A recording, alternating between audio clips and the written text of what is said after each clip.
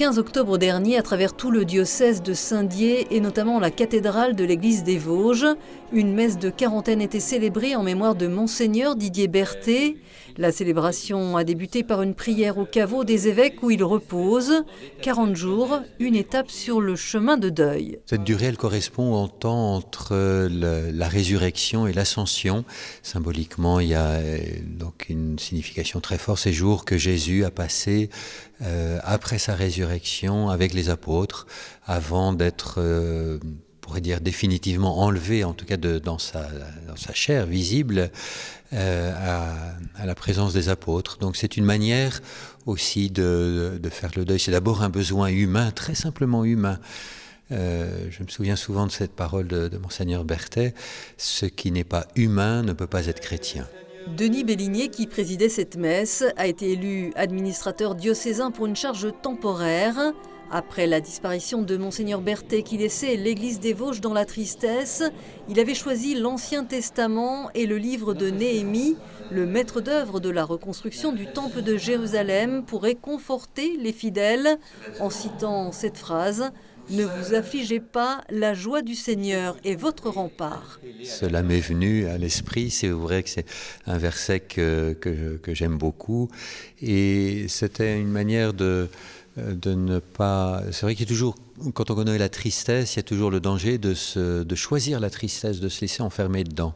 Et ce n'est certainement pas une manière de rendre hommage à Monseigneur Berthet et puis simplement de continuer à vivre. J'ai souvenir avec... le dimanche avant son décès, d'avoir célébré la messe, on était quelques-uns avec Monseigneur Berthet, après avoir partagé un repas, mais il y avait des moments d'une très grande joie et avec des paroles d'humour très très fortes, d'abord et en premier de sa part. Donc la joie, c'est quelque chose, c'est pas une joie superficielle qu'il s'agit d'entretenir ou d'aller rechercher, non, c'est de ne pas se laisser, de ne pas choisir la tristesse. Et ça, c'est quelque chose de très important spirituellement. Mais alors qu'approche le 1er novembre, fête de la Toussaint, et le 2 novembre, inséparable, le jour de prière pour les défunts, et parce que Monseigneur Didier Berthet aura été un vivant et lumineux témoin du Christ, voici, sans être exhaustif, quelques-uns de ces messages qui auront marqué ces 7 années de présence à la tête du diocèse de Saint-Dié. Ce prélat, originaire de la région parisienne, avait découvert un département rural bien décidé à impulser un renouveau. Il avait lancé des assises sur le thème des paroisses selon l'Évangile. Avec ce sens de la formule, il disait « Il faut oser changer de logiciel pour redéfinir ce qu'est être chrétien ». Ce diocèse est beau, mais il est fragile. Il partage cette fragilité avec bien d'autres diocèses en France, à dominante rurale. Et on sent que nous devons un peu solder une certaine configuration de l'Église comme un peu un service public de la religion, avec le sentiment de se dire bon, où est-ce qu'il y a encore un prêtre sous le clocher, où est-ce qu'il y a encore, etc. Bon, c'est logique, mais nous devons quelque part changer de logiciel.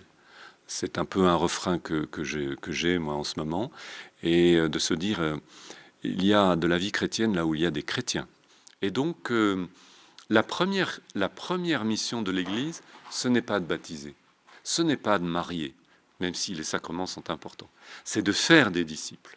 Alors comment être une Église à la fois qui accueille ces demandes de sacrements qui sont d'une manière ou d'une autre, toujours motivé par une certaine foi, une foi fragile et tout, mais voilà, qu'il faut accueillir. Nous ne pouvons pas être une église qui se retranche comme une église de purs, voilà, de gens qui... nous sommes là pour les gens, hein. Mais comment être en même temps, mettre les gens devant leurs responsabilités en disant, nous ne sommes pas simplement une église qui prépare et distribue les sacrements, pardonnez-moi l'expression, mais nous sommes une église de disciples et qui veut faire des disciples. Et je disais aussi, et même ceux qui sont à l'intérieur, enfin ceux qui font partie habituellement de la communauté chrétienne, on n'a jamais fini de vivre en disciple et d'approfondir la vie de disciple. Monseigneur Didier Berthet n'avait de cesse de transmettre une vivante espérance et pour sa mission épiscopale, il avait choisi cette parole de l'évangile de Saint Jean pour qu'ils aient la vie. Il aimait également à le dire, une vie donnée est déjà une vie réussie. Ce pasteur avait eu un jour à notre micro cette référence grecque. J'ai rappelé que dans le grec de l'Évangile, il y a 2 mots pour dire la vie, alors qu'en français, il n'y en a qu'un. Il y a bios, alors c'est la vie physiologique, hein, je ne meurs pas, je respire, je suis vivant, voilà, je fais partie du monde des vivants. Et il y a zoé qui est beaucoup plus employé et qui veut dire, zoé c'est la vie qui jaillit. La vie vivante, voilà, qui fait que j'ai un sens à ma vie, que j'aime les autres, que je suis aimé, que je suis entouré, que je suis en communion. Et voilà. Et ça, c'est très important. Et il ne s'agit pas simplement de conserver la vie biologique, mais il s'agit d'être d'autant plus des vivants, des gens qui mettent du sens à la vie, une dynamique de vie, de joie dans ce qu'ils vivent. C'est tellement important. Didier Berthet aura sillonné les Vosges, au plus près du terrain, au propre comme au figuré, comme lors de la campagne pour le denier de l'église. Il avait joué le coach non sans humour lors de ce match de football entre l'équipe du diocèse et celle plus forte, il fallait bien l'avouer, de Raon-l'Étape. Premièrement, je suis déjà fier de vous. C'est mieux à cette heure-ci, oui. Je suis très heureux de voir ce que représente notre équipe. Voilà. Des hommes et une femme. Presque tous les continents. Plusieurs générations. Et donc c'est vraiment une équipe catholique, quoi. Voilà, universelle. Et déjà, c'est gagné, quoi, quand on voit l'équipe. Bon, soyez fiers de ce que vous êtes. Et quatrièmement, si jamais vous voyez la possibilité de marquer un but, allez-y. Avec bienveillance, mais avec fermeté, ces exhortations auront tracé le chemin pour l'avenir du diocèse de Saint-Dié et l'Église en général, sur notamment une plus grande reconnaissance des prêtres, sur l'importance d'accueillir la jeunesse. Mais ces 2 dernières années auront également été marquées pour Monseigneur Didier Berthet par la maladie qui devait l'emporter. Lors d'un entretien, il avait évoqué la souffrance, la fragilité et les doutes face à cette épreuve. Je pense que le sentiment ou d'abandon ou la colère ou le ressentiment, je n'en ai pas été épargné, je l'ai vécu. Je crois comme bien d'autres, parce qu'un évêque c'est un homme d'abord, et que même si je crois vraiment être resté dans le chemin de la foi et de la confiance en Dieu, en même temps j'ai pu aussi interpeller Dieu en disant qu'est-ce qui se passe, pourquoi. Ce sont des questions légitimes et puis après il faut dépasser ces questions-là pour entrer dans un chemin de vie au milieu d'une fragilité. Mais je crois fondamentalement qu'il y a possibilité dans la fragilité et notre société doit vraiment faire attention aux personnes fragiles qui peuvent encore beaucoup donner. Et je crois que, j'espère en tout cas, que je peux encore beaucoup donner comme évêque. En plein débat également en France sur l'euthanasie et le droit à mourir, Monseigneur Didier Berthet avait lui osé plaider pour le droit à vivre jusqu'au bout dans la dignité. Personnellement, je récuse assez fermement cette expression qu'on utilise et qu'on galvaude de mourir dans la dignité ou mourir dignement. Je veux dire quand on l'utilise pour désigner l'euthanasie. Voilà. Non, c'est pas une mort plus digne qu'une autre mort. Donc vraiment, d'abord, moi, je veux mettre de côté cette formule qui me semble une formule qui n'est pas juste du tout. D'autre part, même si notre vie doit intégrer la mort, en même temps, notre vie doit se passer à soutenir la vie.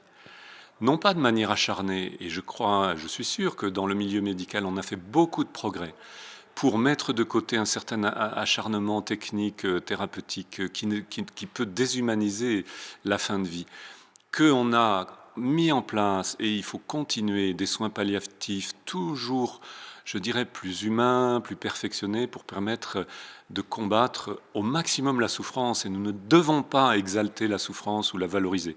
Il faut la combattre par tous les moyens. Mais toute vie, dès lors qu'elle est là, est digne et précieuse. C'était un théologien érudit, reconnu par ses pairs. Sa voix portait au sein de la Conférence des évêques de France. Et comme le confiait Monseigneur Jean-Luc Bouilleret, archevêque de Besançon, qui présidait la messe d'enterrement, Didier Berthet avait, au fil de son ministère, noué des liens très forts avec son diocèse. Et il voulait terminer ses jours ici. C'est important pour lui, vraiment de dire « je donne ma vie pour le diocèse de Saint-Dié ». J'ai eu la joie de le voir quelques instants avant son décès, on a prié ensemble, il était bien présent. Vraiment, c'est un don qu'il fait à l'église des Vosges dans ce passage vers le Seigneur, dans l'attente bien sûr de la résurrection. Il est maintenant en paix. Nous allons prier pour lui et il va prier pour nous. Il y a quelque chose de très beau qui s'est noué. Et puis je pense que les Vosgiens ont compris qu'il aimait le diocèse. et ils le l'ont bien rendu. Alors qui aimait qui en premier, je ne sais pas. Mais voilà, le courant est vraiment très bien passé et ça c'est une grâce. Et pour figurer cet attachement indéfectible à l'Église des Vosges, nous avons choisi en conclusion ces quelques mots rayonnants qu'avait un jour prononcés Monseigneur Didier Berthet. Vous voyez, je viens de rentrer de vacances et je suis heureux de rentrer dans les Vosges. C'est un peuple qui est très touchant, qui a une très belle fidélité et voilà, c'est mon peuple et je l'aime beaucoup.